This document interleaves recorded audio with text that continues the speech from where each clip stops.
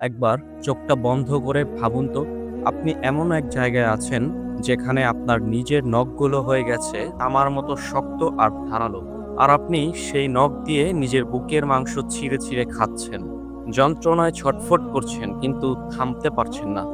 শিউরে উঠলেন, তাই না? এই ভয়ঙ্কর দৃশ্য কোনো সিনেমার গল্প নয়।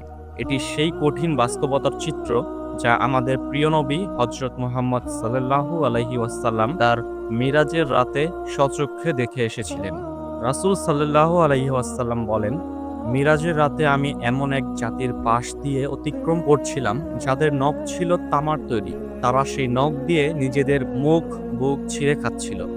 নবীজি সাল্লাল্লাহু আলাইহি ওয়াসাল্লাম অবাক হয়ে জিজ্ঞেস করলেন, হে জিব্রাইল, এরা কারা? কেন তাদের এই ভয়াবহ শাস্তি দেওয়া হচ্ছে? জিব্রাইল আলাইহিস সালাম উত্তর দিলেন, এরা সেই সব মানুষ যারা দুনিয়াতে মানুষের গীবত করত, অর্থাৎ পেছনে তাদের নামে সমালোচনা করত এবং অন্যের সম্মানহানি করত। গীবত কি সাধারণ একটা শব্দ, তাই না? বন্ধুদের আড্ডায়, অফিসের ক্যান্টিনে কিংবা ঘন্টার পর ঘন্টা ফোনে আমরা কত সহজে অন্যের দোষ ত্রুটি নিয়ে কথা বলি। যার কথা বলছি সে সামনে নেই, তাই কোনো বাধাও নেই। কিন্তু আমরা কি একবার ভেবে দেখেছি এই মামুলি কাজটি আল্লাহর কাছে কতটা ঘৃণিত, কতটা জঘন্য? পবিত্র কোরআনে আল্লাহ তাআলা আমাদের প্রশ্ন করছেন, তোমরা একে অপরের গীবত করো না। তোমাদের মধ্যে কেউ কি তার মৃত ভাইয়ের মাংস খাওয়া পছন্দ করবে? নিশ্চয়ই তোমরা তা ঘৃণা করবে। আল্লাহু আকবার। একবার কল্পনা করুন, আপনার কোনো আপন ভাই মারা গেছে আর আপনি তার নিথর দেহের মাংস ছিঁড়ে খাচ্ছেন। অসম্ভব, আমরা তো এটা ভাবতেও পারি না। অথচ কারো অনুপস্থিতিতে তার এমন কোনো দোষের কথা বলি যা শুনলে সে কষ্ট পেত। আমরা ঠিক এই জঘন্য কাজটিই করি। আজ অমুকের চরিত্র খারাপ, কাল তার পোশাক ভালো না, পরশু তার পরিবারের এই সমস্যা।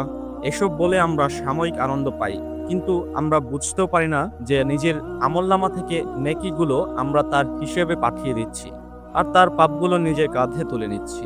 শুধু তাই নয়, মিরাজের রাতের সেই হাদিসটি আমাদের বলছে এর জন্য আখিরাতে অপেক্ষা করছে এক ভয়াবহ শাস্তি।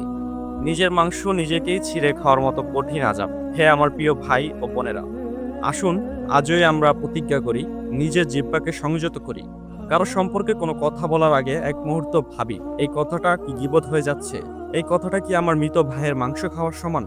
যদি কেউ আমাদের সামনে গীবত শুরু করে, আমরা যেন তাকে থামিয়ে দিই, অথবা অন্তত সেই মজলিস থেকে উঠে আসি। হে আল্লাহ, আমরা দুর্বল, আমরা পাপী, আমরা জেনে বা না জেনে এই ভয়ঙ্কর গুনাহ করে ফেলেছি। তুমি আমাদের ক্ষমা করে দাও। আমাদের জিহ্বাকে হেফাজত করার তৌফিক দান করো। আমাদের সকলকে গীবতের মতো ভয়ানক পাপ থেকে রক্ষা করো। আমিন।